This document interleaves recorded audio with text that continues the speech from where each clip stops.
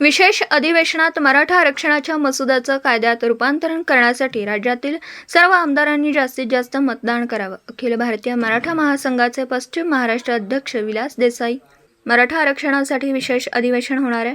या अधिवेशनात मराठा आरक्षणाच्या मसुद्याचं कायद्यात रूपांतर करण्यासाठी राज्यातील सर्व आमदारांनी जास्तीत जास्त मतदान करावं असं आवाहन अखिल भारतीय मराठा महासंघाचे पश्चिम महाराष्ट्र अध्यक्ष विलास देसाई यांनी केलं. मसुद्याचे कायद्यात रूपांतर करण्यासाठी आम्ही सांगली जिल्ह्यातील सर्व आमदारांना लेखी पत्र दिले आणि मतदान करण्यासाठी विनंती केली, अशी ही माहिती विलास देसाई यांनी दिली. मराठा समाजाने कोणाचेही जात बघून मतदान केलं नव्हतं, त्यामुळे ज्यांनी तुम्हाला मतदान केलं त्या सर्वांसाठी तुम्ही काम करणं गरजेचं आहे. त्यामुळे मराठा समाजाच्या आरक्षणाच्या मसुद्याचं कायद्यात रूपांतर करण्यासाठी सर्व आमदारांनी मतदान करावं, अशी विनंती अखिल भारतीय मराठा महासंघ पश्चिम महाराष्ट्र विभागीय अध्यक्ष विलास देसाई यांनी केलं.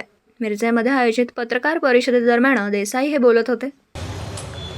काल शिवसेनेच्या अधिवेशनाच्या निमित्ताने माननीय एकनाथ शिंदे मुख्यमंत्री कोल्हापुरात होते.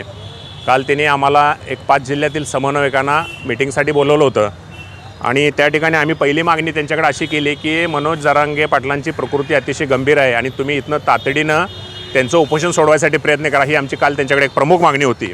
आणि त्यांनी आम्हाला लगेच सकारात्मक प्रतिसाद देऊन त्यांनी त्यांचे प्रतिनिधी काल तिकडं अंतरवली सराटीला पाठवलेले आहेत. आणि त्याच्या अगोदर मी सुद्धा वैयक्तिक त्यांच्या मित्रमंडळींना फोन करून त्यांना सलाईन लावण्यासाठी प्रयत्न केले होते आणि त्यांनी ते सलाईन लावून घेतलं. त्याच्याबद्दलसुद्धा आमचं समाधान झालेलं आहे.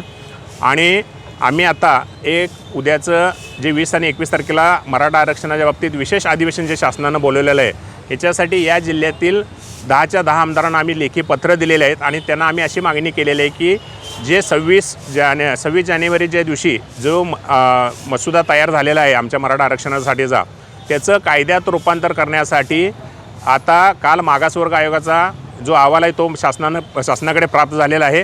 आणि तो अहवाल उद्याच्या परवा दिवशी कॅबिनेट मिटिंगमध्ये ठेवून त्याच्यानंतर विधिमंडळाचं जे अधिवेशन बोलवलं आहे विशेष अधिवेशन, यामध्ये तो मांडला जाणार आहे. या ठिकाणी हे मसुद्याचं कायद्यात रूपांतर एकमतानं करावं यासाठी आम्ही या जिल्ह्यातील सर्व आमदारांना पत्रे दिलेले आहेत. आणि या ठिकाणी कोणते आमदार मतदान करतात किंवा नाहीत याचंसुद्धा आम्हाला थेट प्रक्षेपणादृश्य कळणार आहे.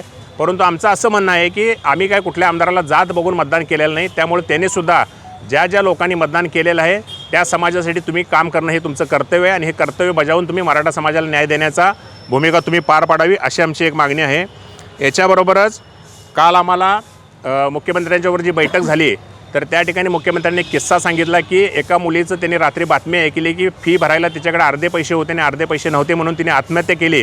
तर मुख्यमंत्री साहेबांनी रात्री 1:30 वाजता चंद्रकांत दादांना फोन केला आणि दादांना सांगितलं की मुलींना शिक्षण मोफत करण्याचा कायदा तुम्ही ताबडतोब करा. आणि दादांनी तशी घोषणा केलेली आहे. त्याचा JR सुद्धा मुख्यमंत्री या 2 दिवसामध्ये काढतायत.